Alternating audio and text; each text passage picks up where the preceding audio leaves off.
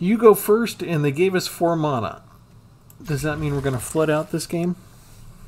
What am I going to do? Hey gang, welcome to Tpull's Corner. It has been a thoroughly deplorable day so far because we've lost almost every single match. And it's because we only get between 2 to 4 lands for the entire match, or we completely flood out. One or the other. I'm going to hold up a defabricate. Gotta keep the mana open for that.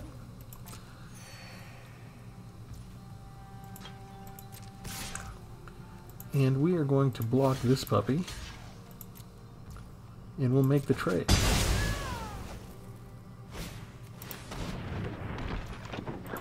And they just have another one.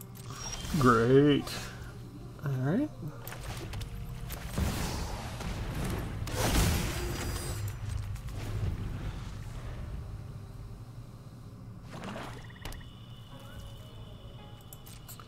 We've gone through all of our lands already.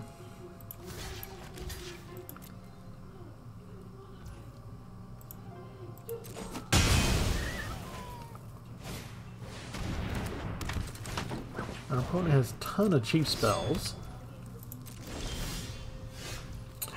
We got 5 lands. That is so awesome.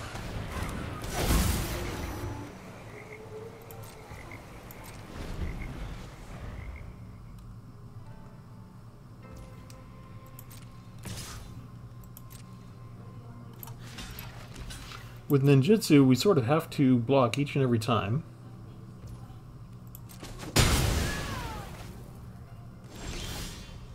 And they didn't put anything out. So we will. I'm finished running from battles I might not win. Nobody knows the past better than me. I can't believe we have 1 more land than my opponent. That has not happened the entire time. Okay, what do we want to do? I think we want to discard a card.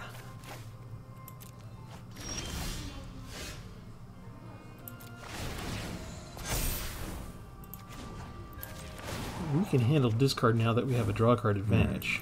Much to consider. Plus, we have this now. And this is the name of the deck. Sol-kanar. That's the star of the show right there.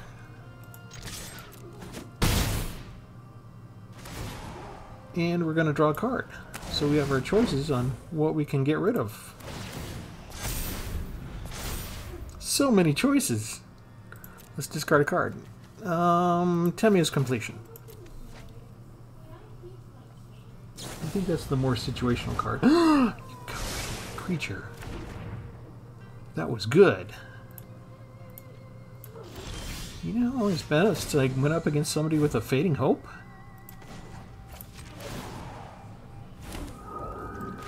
I've got eyes everywhere. Do we play that or do we keep it for discard? I don't think we need discard, but he might have others. Okay, so we let him kill us there. And then we just play our next one. And here, lose 2 life.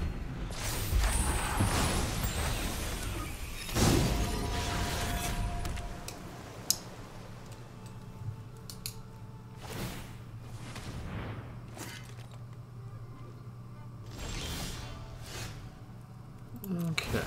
In order to kick that and have enough to kill him... Oh, he didn't hang around for it. I think the combination of the Planeswalker and sol-kanar was too much for him. Usually the ninjutsu cards, the decks...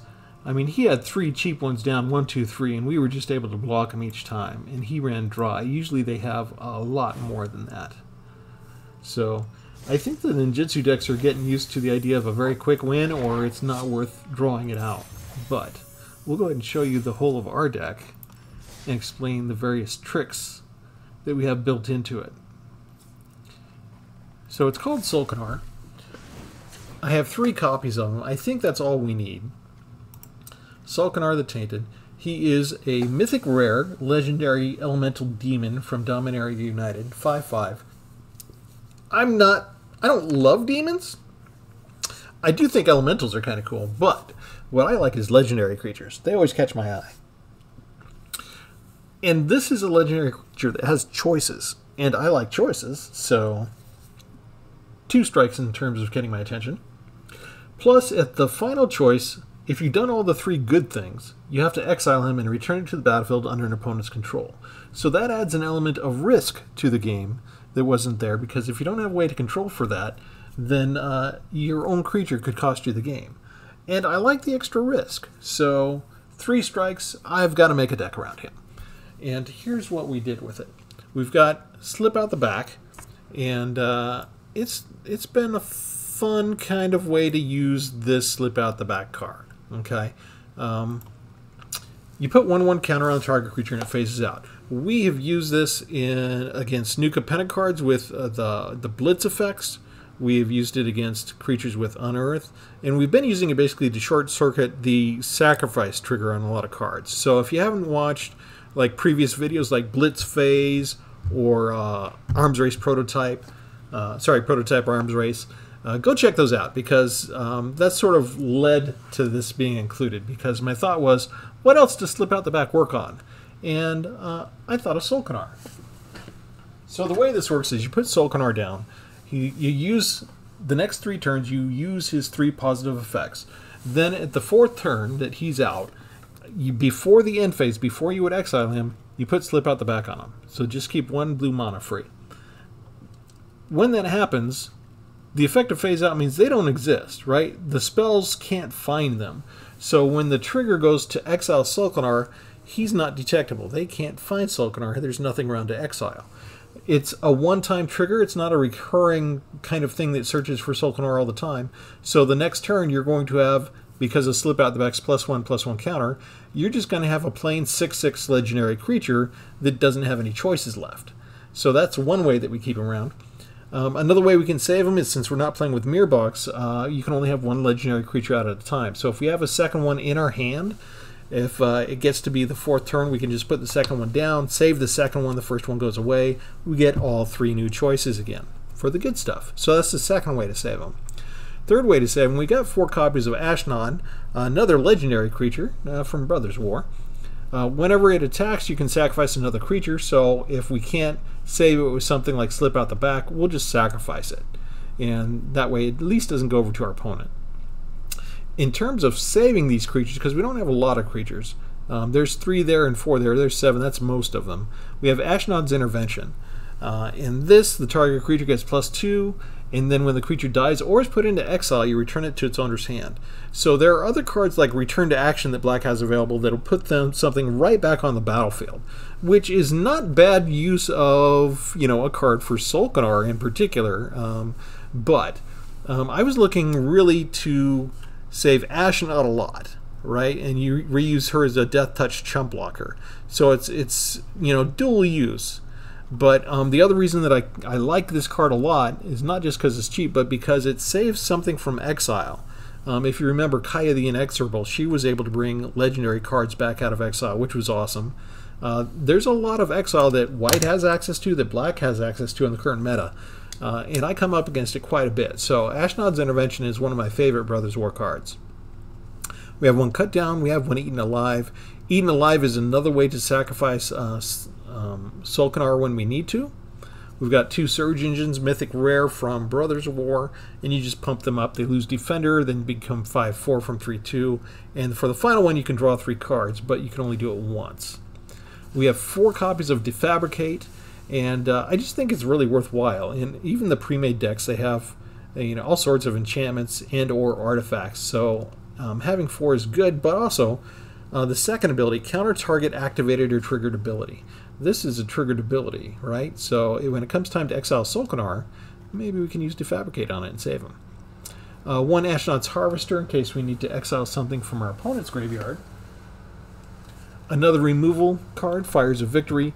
If they get something down like a Sheoldred early on, we should have enough cards in our hand to just kill him with Fires of Victory. If we have some other card come up later in the game and we can afford it, maybe we can kick this and it'll just replace itself.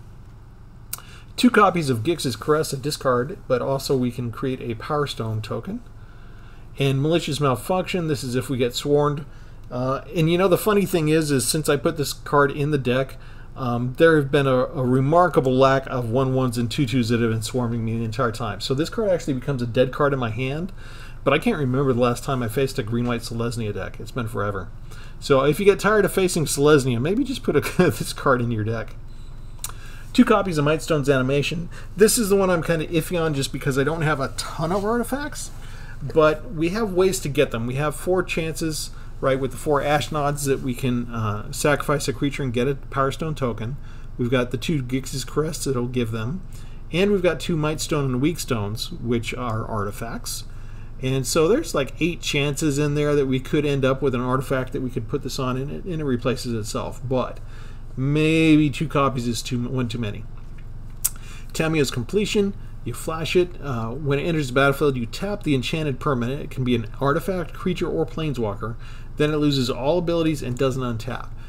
While we want to use this on our opponent, we can also use this on the 4th turn for sol-kanar to stop it from being exiled. So it'll still be on the field, but it won't go over to our opponent at least. So that's kind of our emergency save card. We've got 1 copy of Teferi Temporal Pilgrim. If you can get this out early enough, it can run away with the entire game if they're not prepared to handle it. 1 more removal, Overwhelming Remorse, and then Gix's Command that we have 4 different choices we can use, and we can get lifelink, we can return creatures from our graveyard, which is another thing. Remember, we don't have a lot of creatures. Let me show you. Average mana cost is 2.7, which is kind of cheap. We only have 10 creatures, so we can save them with Ashnod's Intervention or slip out the back a lot. We have a lot of preservation, and we can bring them back with Gix's Command. So we have a lot of opportunities, and it's sort of like a force multiplier. Although we have few creatures, they'll count really well if we can get them out. The 2 Mightstone and Weak Stones, of course, we're usually using to target creature, give them -5/-5. And then our expensive spell, 1 copy of the Temple Anchor. We can use, if we get our Power Stones out, we can use our Power Stones to summon this. At the beginning of your upkeep, you scry 2, and then when you can put 1 or more of those at the bottom of the library, then you exile them from the bottom of the library. And then during your turn, you can play those cards. Now, if you're not worried about losing the Anchor, don't worry about if you can't play both of them. Usually you might want to just put both of them on the bottom where you can play them or not that turn. If it's still around, if the Anchor's still around next turn, you can play those cards next turn. As long as you put them down there and they're exiled, they'll stay with the Anchor and they'll be available to you next turn. So keep that in mind. 2 Fields of Ruin and a lot of dual lands, and that's the idea behind the deck. The center of it is sol-kanar, and most of the cards are built around protecting sol-kanar and about short-circuiting the final exile triggers to keep him around. Being able to have a consistent 5/5 creature on the battlefield for more than a couple turns can win you the game in and of itself, or at least hold off an opponent for a while.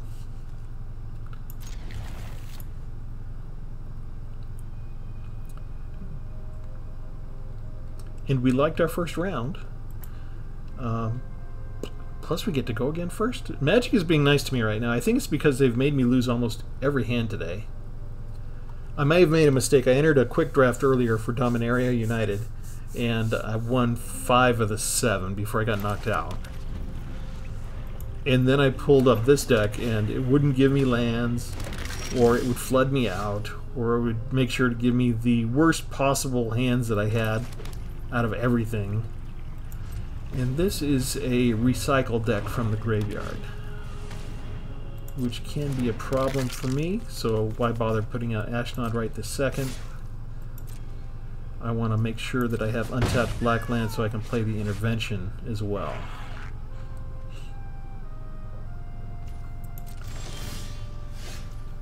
Okay, this will let me hold up mana for a Defabricate. I guess I'll risk it. I'll put out Ashnod now. If they want to use a removal, I can save it.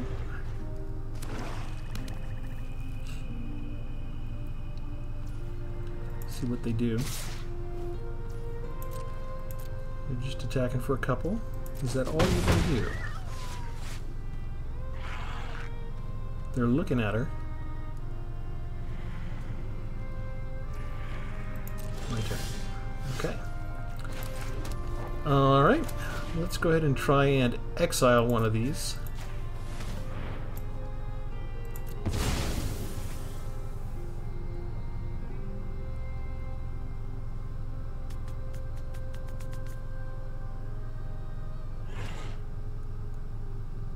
Hello? Okay, so they let that happen. So at least we stopped the 1/1 from coming at us constantly. That's one down.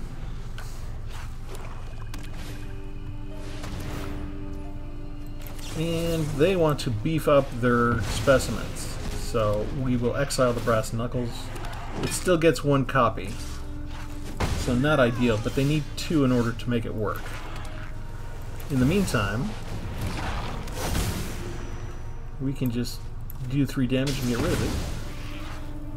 And they'll have to spend time bringing it back. It comes back tapped. We're tapped out, so they could just get rid of sol-kanar entirely.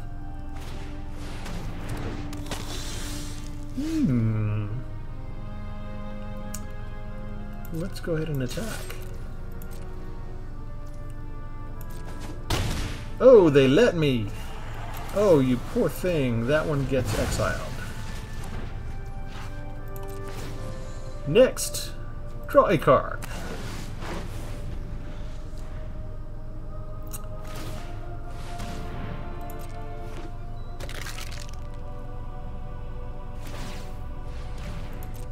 That's fine. That gives you nothing yet. Down comes Ashnod.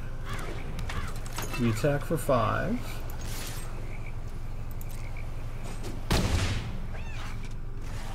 And we use the third good thing. Lose 2 life and regain 2 life. Now they've got 6 mana. What can you guys do?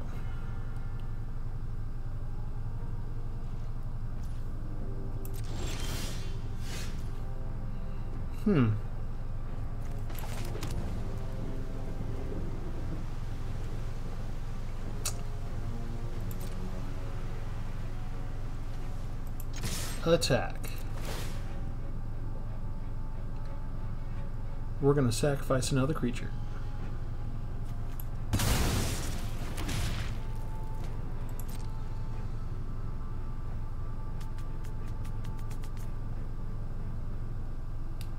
You don't get sol-kanar now.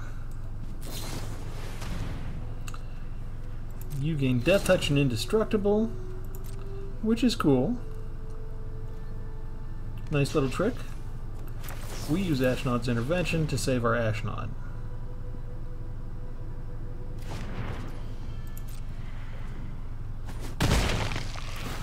Ashnod comes back into our hand. We do Teferi Temple Pilgrim. No matter the time or place, I'm ready to win. Nobody knows the past better than me. And now we're tapped out. But we have 2 threats and a planeswalker they have to deal with.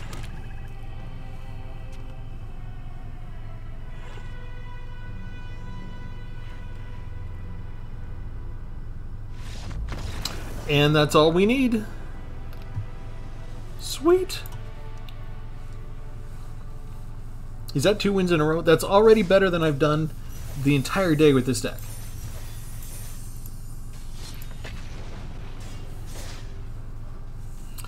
But as far as demonstrations go, this is awesome, because sol-kanar is showing up, we're getting to use all of his positive effects, and then we've already showed you 2 different ways in the deck that we have to either protect him or to get rid of him. Although we're back to Magic giving me the most expensive card in my hand right away.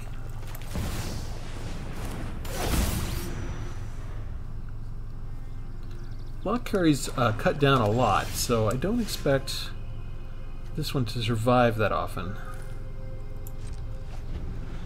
I'm actually going to keep mana dry for Defabricate. Maybe that's a mistake? No, that's a return from the graveyard, so we exile it instead.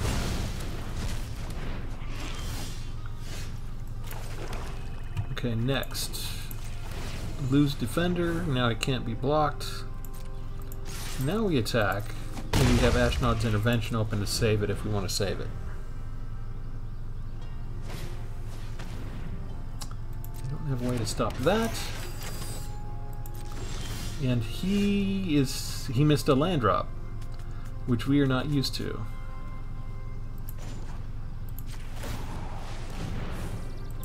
And we don't know if we're going to miss a land drop, so we'll take the 5 points now while we can, because we could lose the creature next turn.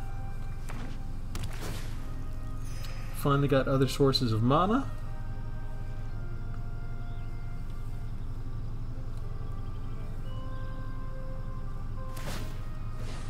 He's going to go for a card.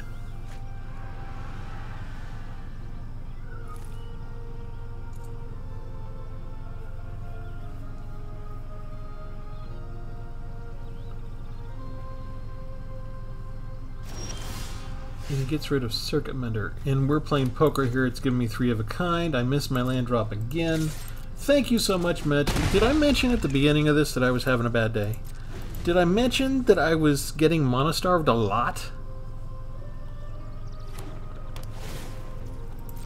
My opponent started off bad and has already surpassed me. There comes his life gain. Thank you.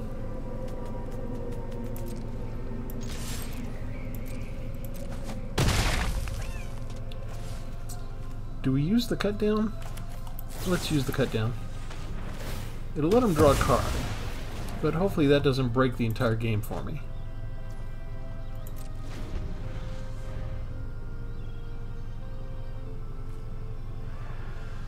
Eight cards in his hand. Are you telling me you're not getting another land? You've got to have another land.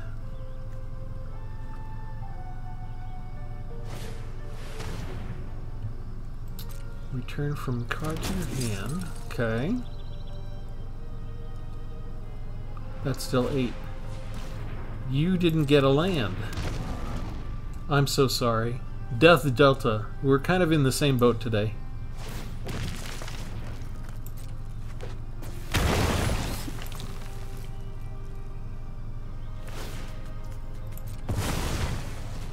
Wasn't able to draw from that. Seriously? A lot of times when this ridiculous stuff happens and I'm just not getting land, I don't even record it anymore. I just can't. But it gives me +2. That's game. I think that was more unfair against Death Delta than me.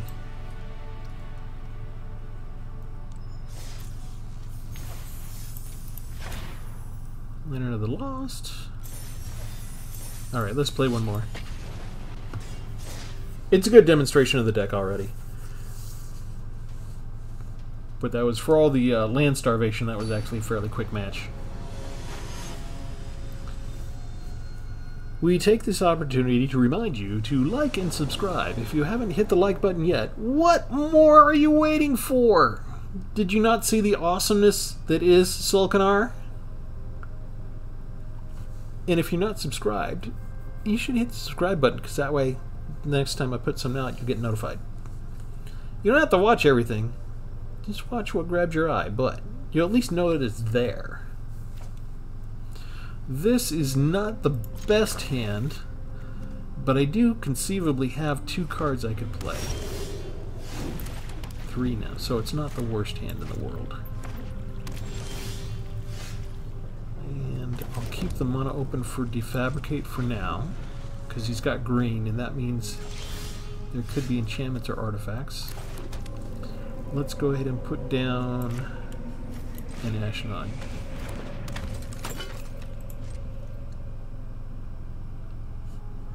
What do you got? You got... Are we playing a 5-color deck? Cut Down is probably one of the most commonly used removal cards in the game right now. I think I'm coming up against black as a color more often than anything else lately. And that's no good against Cut Down. So let's put this down in response.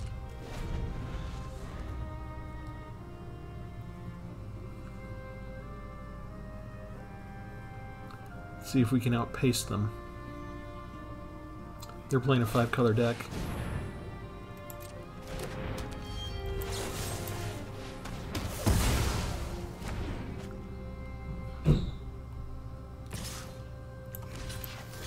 I will take that. I will take that trade. Don't feel bad when you lose. I've got eyes everywhere.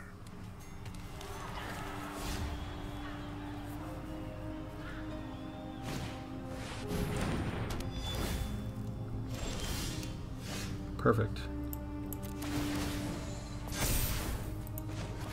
We draw a card. Another mystery soul. We attack.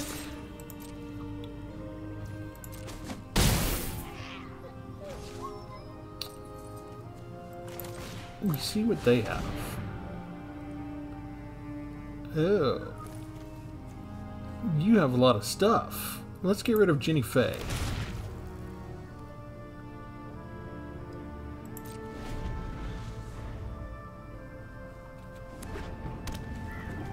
That's toughness. That's Baird. Let's go Shintai. 3, 2, 2. So I'm waiting for him to put down those, but not that one. That's the one he puts down. We're going to defabricate that one. That one goes into exile. Toughness is greater than 2. We can't handle that. You can deal me 1 point of damage. That's fine. Oh, it goes to the Planeswalker. Nice. Can't afford distractions. Won't be enough, but still nice. There is much the past can teach us. Okay, that's going to be black. You attack. He takes it. He's still hopeful, because he's going to put out the Death Toucher next turn.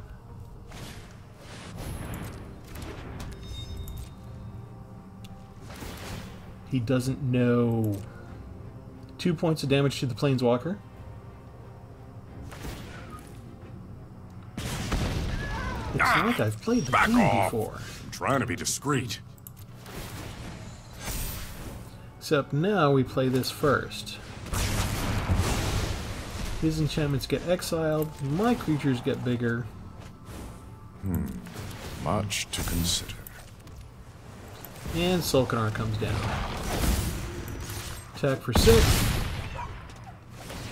In the turn, you lose 2 life, I gain 2 life. And I don't think there's anything left for you to do. I'm glad we agree. Alright. I'm keeping that cut. That's a wrap. That was awesome. We'll go ahead and show you the deck one more time. Sol-kanar putting in an appearance all over the place, showing up to do the coup de grace. As Matt McConaughey would say, alright, alright, alright. Alright. That was awesome. I liked it. It's done so much better than the rest of today went. Like I said, I was either flooding out or land starved, or it would give me like Mightstone's animation and no artifacts for the entire match, or it would give me malicious malfunction and there would be like nobody under toughness of 2 for the entire game would be put out. So yeah, I'll be honest with you guys. I had so many losses earlier with this deck. I was starting to question whether I should add more land, take out Mightstone's animation. Not sure what the heck I should do, but this was probably the best series in a row that I've had all day. So we're keeping this. Go ahead and let me know in the comments, what should I do with Mightstone's animation? Is 2 cards too many? What card should really replace it if I take it out? I still want to keep one in just for the flavor. I probably should just make a whole nother deck centered around something like Mightstone's animation rather than trying to shoehorn it in here. But about the only thing that we didn't get out was Temporal Anchor, which I have gotten out before, and it can really help you run away with the game just as Teferi can as well. So we're going to leave it there. Remember to like and subscribe. We'll catch you next time on Tpull's Corner. Thanks, everyone. Have a good one.